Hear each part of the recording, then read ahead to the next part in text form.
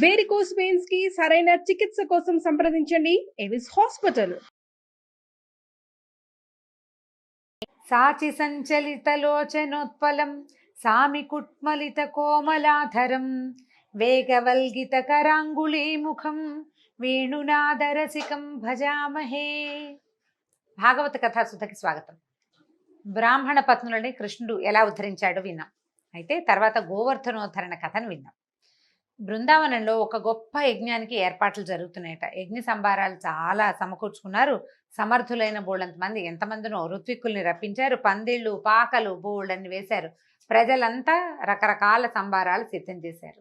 కృష్ణుడు తండ్రిని, ఆ ఊళ్ళో ఉన్న తాతలు పెద్దవాళ్ళు ఉన్నారుగా, వాళ్ళందరినీ అడిగాడు. తండ్రి, ఏదో యజ్ఞానికి ఏర్పాటు చేస్తున్నారు, ఈ యజ్ఞం ఏమిటి? ఏ ఫలితం కోరి ఈ యజ్ఞాన్ని చేస్తున్నారు? ఈ యజ్ఞం చేసే విధానం ఏమిటి? కోరిన ఫలితం పొందటానికి ఏ సంభారాలు కావాలి? ఏ ఏ మంత్రాలతో యజ్ఞం చేయాలి? అవన్నీ బాగా తెలుసా? మనకి తెలుసుకున్నారా? ఈ యజ్ఞం ఏమిటి? మనం ఎప్పుడు చేయలేదు కదా, ఇప్పుడు ఎందుకు చేస్తున్నాం అన్నారు. పైగా ఈ ఏ దేవతను ఉద్దేశించి యజ్ఞం చేస్తున్నాము? ఏదైనా యజ్ఞం చేస్తే ఓ చెండనో, విష్ణువనో, నరసింహుడనో ఏదో ఉండాలి కదా. అడిగాడు. మనం పూజించే దేవతకి, అంటే మనం ఏ దేవతనైతే ఈ యజ్ఞంలో పూజిస్తున్నామో ఆ దేవతకి మనం కోరిన ఫలితాన్ని ఇచ్చే శక్తి ఉందా? ఇవన్నీ తెలుసుకుని చేస్తేనే కర్మలు ఫలితం కరెక్ట్గా దొరుకుతుంది, ఆశించిన ఫలితం పొందుతాం. కొందరు ఏమీ తెలుసుకోకుండా ఎవరో చేశారని తాము కూడా సిద్ధమయ్యి, ఎవరో చెప్పారు ఎందుకైనా మంచిది వాళ్ళంతా చేస్తున్నారు మనం కూడా చేద్దామని చేస్తారు. అలా అప్పుడు ఆశించిన ఫలితం పొందరు. అలా కాకుండా మనం పూజ చేసే పూజ దేనికోసం, లేదా యజ్ఞం ఈ కర్మ దేనికోసం, ఎవరిని ఉద్దేశించి వాళ్ళ ఆ ఫలితాన్ని ఇవ్వగలిగే సత్తా ఉన్నవాళ్ళ కాదా, అది ఆలోచించుకుని చేయాలట. చిన్నవాడిని పెద్ద పెద్ద ప్రశ్నలు అడుగుతున్నానని అనుకోకండి. మీ వంటి పెద్దవాళ్ళు మాలాంటి చిన్నపిల్లలకి ఇలాంటి ఆలోచనలు ప్రశ్నలు వచ్చినప్పుడు తీర్చాలి కదా అని అడిగేసరికల్లా అప్పుడు నందుడు ఏం చెప్పాడంటే, భూమి మీద ఉన్న లక్షలాది జీవరాశుల మనుగడకి ఆధారం వర్షం.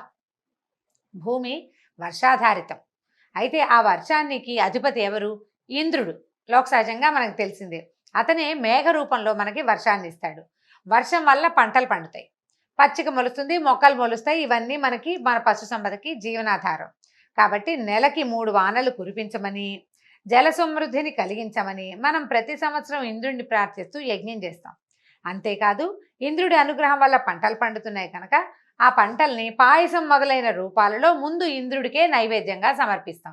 అంటే పాయసం చేసి యజ్ఞకుండంలో ఇంద్రాయ నమః, ఇంద్రాయ స్వాహ అని ఇంద్రుడికి సమర్పిస్తారట. అని చెప్పాడు. ఇప్పుడు ప్రసాదంగా ఇచ్చాము. అతడి ప్రసాదంగా, అతడిచ్చిన వాన వల్ల వచ్చిన పంటని మనం హాయిగా ప్రసాదంగానే ఈ పంటని అనుభవిస్తాము అని చెప్పాడు. ఇంద్రుడి కోసం చేస్తున్నాం అంటే కృష్ణుడు ఒప్పుకోకపోతే ఏమంటున్నాడంటే, ఏం చెప్పాడో చూడండి. భగవద్గీతలో చెప్పిన వాక్యాలేనండి ఇవి. చిన్నతనంలో కూడా ఆయన చెప్పాడు. మానవుడు తన జీవిత కాలంలో సుఖాన్ని కానీ, దుఃఖాన్ని కానీ, క్షేమాన్ని కానీ, భయాన్ని కానీ తన పూర్వ కర్మ ఫలితంగానే పొందుతాడు. ఏదైనా సరే పూర్వకర్మాను ఫలమే తప్పిస్తే రెండోది కాదు. కర్మఫలాన్ని అనుభవించడం అనివార్యమైనది, దాని నుంచి తప్పించుకోలేము. దాన్ని ఏ దేవుడు మార్చలేడు. ఇంద్రుడు అసలే మార్చలేడు. ఇంద్రుడి వల్ల అసలు కాదు. ఇలా ఎవరి కర్మఫలం వాళ్ళు అనుభవించే మానవులకి ఇంద్రుడితోటి పని ఏముంది? నా కర్మ ఫలితం, నాకు ఇప్పుడు బాగా ధాన్యం పండాలనుందా పండుతాయి, పండకూడదనుందా పండవు. ఇంద్రుడు ఏం చేస్తాడు మధ్యలో? ఇంద్రుడిని పూజించి పొందే ప్రయోజనం ఏమిటి? మానవుడికి ఫలసిద్ధి కలిగించేది కర్మ ఒక్కటే. కర్మలు మాత్రమే ఫలసిద్ధిని కలిగిస్తాయి. మానవుడు తన జీవిక కోసం చేసే కర్మని వృత్తి అంటాం, అంతే. అయితే గోపాలతనం మన వృత్తి. ఇప్పుడు గోవులని పాలించుకోవటం మన వృత్తి. మనకి జీవనాధారమైన వృత్తి అన్నిటికంటే గొప్పది. వృత్తి అన్నిటికంటే గొప్పది. మనకి ఏదైతే అన్నం పెడుతుందో దాన్ని గౌరవించి తీరాలి. అదే దైవం అని భావించాలి.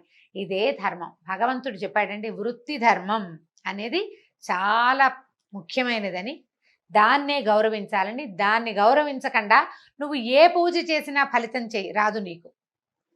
మనం ఏ వృత్తి వల్ల మనకి నిత్యము జీవిక లభిస్తోందో దానిని గౌరవించాలి.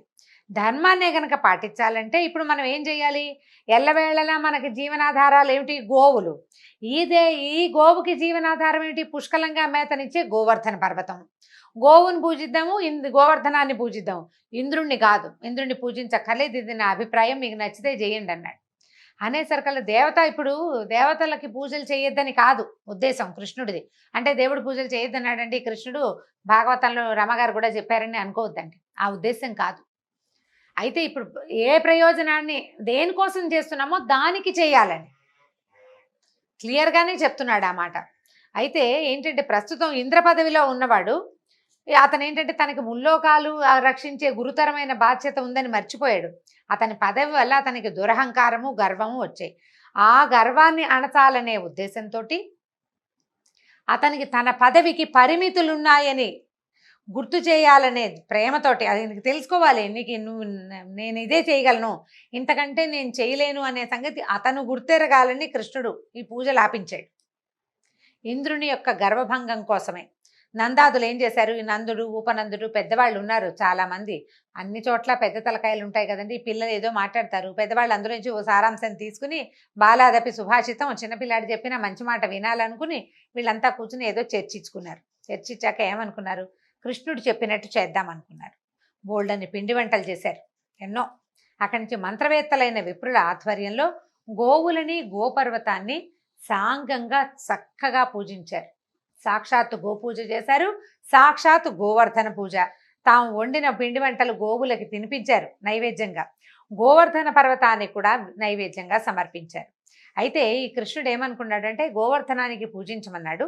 తాను చెప్పిన మాటల మీద గోపాలుడికి విశ్వాసం కలిగించాలనుకుని తాను ఈ గోపాలుల మధ్యలోనే బాలుడుగానే ఉంటూ ఒక పెద్ద శరీరాన్ని దాల్చి గోవర్ధన పర్వతం మీద కూర్చున్నాడట.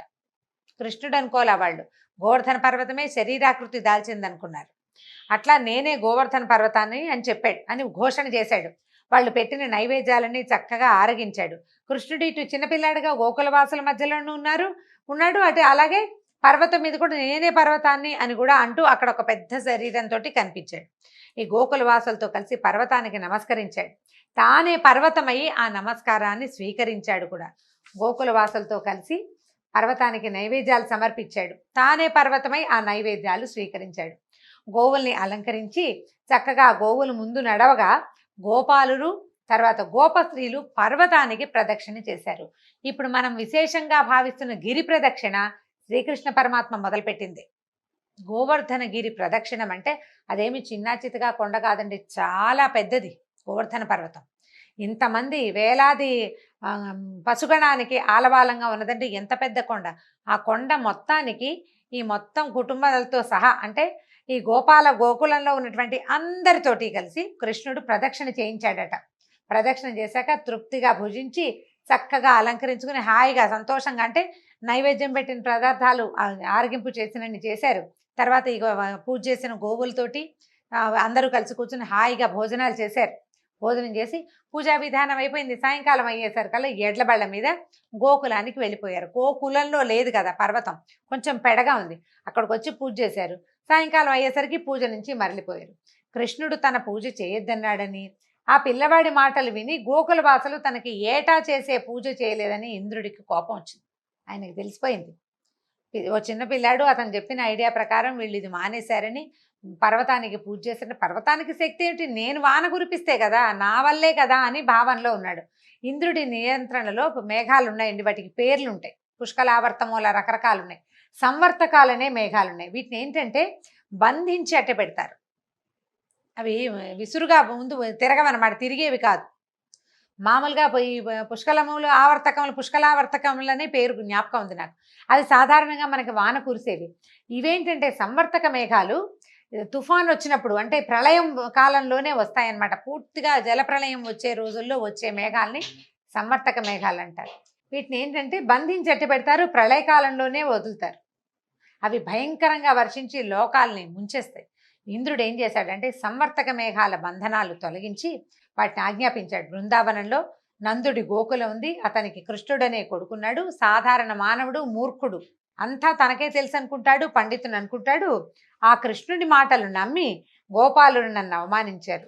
మీ శక్తి అంతా ఉపయోగించి నందుడి గోకులాన్ని నాశనం చేయండి. మీ వెనకాలే తోడుగా మరుత్తులు వస్తారు, అంటే గాలి అనమాట, మరుత్తులు వస్తారు. నేను కూడా ఐరావతాన్ని ఆరోధించి వస్తానని చెప్పాడు. ఇది చూడండి, ఇప్పుడు పూజ చేయకపోతే దేవతలకి కోపం వస్తుందండి. పూజ చేయకపోతే కోపం వచ్చేవాడు ఎవడు? వాడు భగవంతుడు ఎందుకు అవుతాడు? వాడు భగవంతుడు అవ్వడానికి అవకాశం లేదు. భగవంతుడికి మనకి మధ్యలో అనుసంధానం కలిగించే రకరకాల స్టెప్పుల్లో అతను కూడా ఒక భాగం.